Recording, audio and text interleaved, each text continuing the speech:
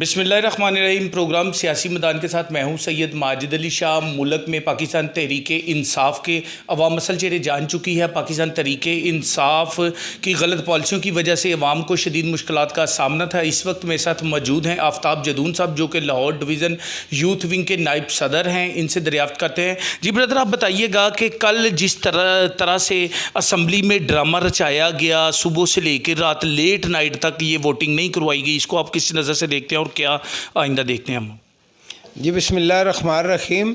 ये असल में सर इमरान नियाज़ी की जो हुकूमत थी, जो इनके वज़रात थे, उनकी नीयतों पे डिपेंड करता है कि इनकी नीयतें ठीक नहीं थी।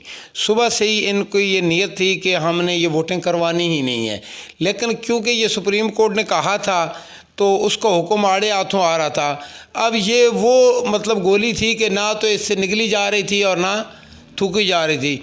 ये रात फिर 11:15 साढ़े 11 बजे जब इनको पता चला कि सुप्रीम कोर्ट भी खुल गई है, हाई कोर्ट भी खुल गई है और बाहर आके गाड़ियां भी कैदियों वाली खड़ी हो गई हैं, तो फिर दिल जो है वो छोटा ही है। तो फिर ये जो है असद कैसर साहब ने रिज़ाइन किया, इस्तीफ़ा दिया। ये इस्तीफ़ा सुबह भी दिया जा सकता था, बल्कि मैं तो ये कहूँगा कि ये प्राइम मिनिस्टर साहब ही अपनी कुछ इज़्ज़त बचा लेते। ठीक है, ये जूते खा के जो गए हैं तो ये रिज़ाइन कर देते, चाहे जिस टाइम असद कैसर ने किया उस टाइम कर लेते, सुबह ना करते। तहरीक इंसाफ के कारकुनान तो अभी अपनी जीत के दावे में मसरूफ़ अमल है। इनको आप किस नज़र से देखते हैं? इनको समझ से बालातर है? नहीं, बिल्कुल जी, अल्हम्दुलिल्लाह ऐसी कोई बात नहीं है। तहरीक इंसाफ के जो कारकुनान हैं उनकी जीत है, क्योंकि ये मुसीबत जो हमारे ऊपर से उतर गई है, जिसने इतनी महंगाई की हुई थी, ये तहरीक इंसाफ के कारकुनान के लिए भी तो थी। जान छुट्टी, अब शहबाज शरीफ आया तो उनकी जीत ही है ना। मकसद ये है कि उनके घर में खुशहाली आएगी कि हम आवाम को देखें, हम 2 एजेंडे पे आए हैं। एक तो इलेक्शन इस्लाहत हम करेंगे, एक आवाम को रिलीफ देंगे। हम जो इस आवाम को रिलीफ देंगे उसमें तहरीक इंसाफ के जो यूथ के हमारे भाई हैं वो शामिल हैं। हम पहले उनको रिलीफ देंगे। हमने अगर कभी ज़िंदगी में पाकिस्तान मुस्लिम लीग नून ने काम भी किया है कि सड़कें गलियां भी बनाई हैं, तो जिन गलियों में मुखालफिन पार्टी के कारकुनान रहते हैं हम पहले वो बनाते हैं। तो ये बिल्कुल उनकी जीत है, आइन की जीत उनकी जीत है, पाकिस्तान की जीत उनकी जीत है। नए पाकिस्तान का जो हाल था, लोगों ने देखा कि पूरे मुल्क का बेड़ा गर्क, खाना ख़राब हो चुका है। अब अल्लाह का एहसान है कि हम पुराने पाकिस्तान में आ चुके हैं। अब आप समझते हैं कि अब हम सुख का सांस लेंगे?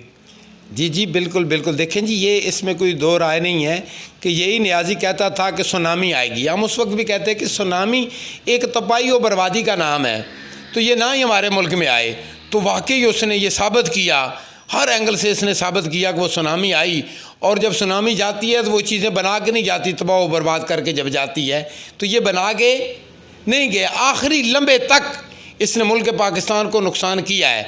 अब रही बात कि हम आ जाएंगे, तो जब अल्हम्दुलिल्लाह कल अगर आज होता है तो कल इंशाल्लाह हम अलग उठाते हैं, हुकूमत में आएंगे तो हम आवाम के लिए रिलीफ पैकेज देंगे।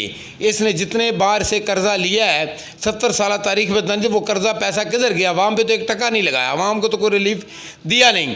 ठीक है, तो हम इंशाल्लाह देंगे। हम ये तो नहीं वादा करते कि पुराना पाकिस्तान है तो पुराने ही रेटों पे हम फौरी चीज़ों को ले आएंगे, ऐसा नहीं है। लेकिन यह है कि आवाम को काफ़ी हद तक रिलीफ मिलेगा।